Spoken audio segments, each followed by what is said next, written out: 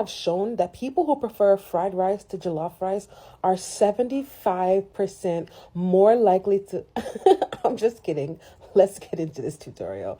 It's not really a tutorial. Obviously, by now, everyone knows how to make fried rice, but everyone makes it a little bit different. So, had some fun making this today for lunch.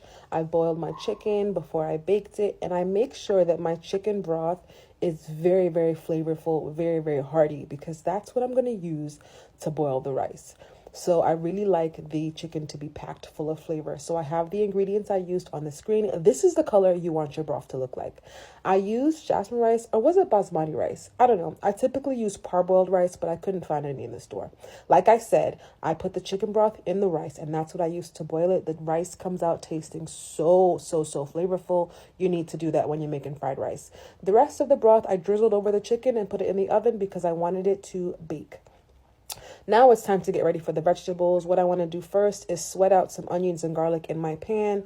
And then I'm going to add all of the peppers that I prepared, as well as like the frozen bag of corn, peas, I think carrots.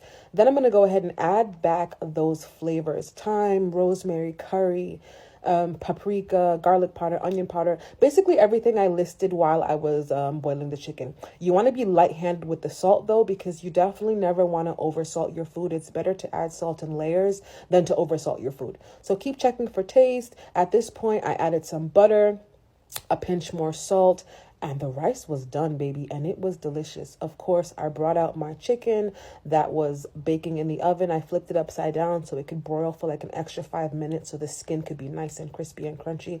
Everything was delicious. 10 out of 10. Highly recommend. Bye.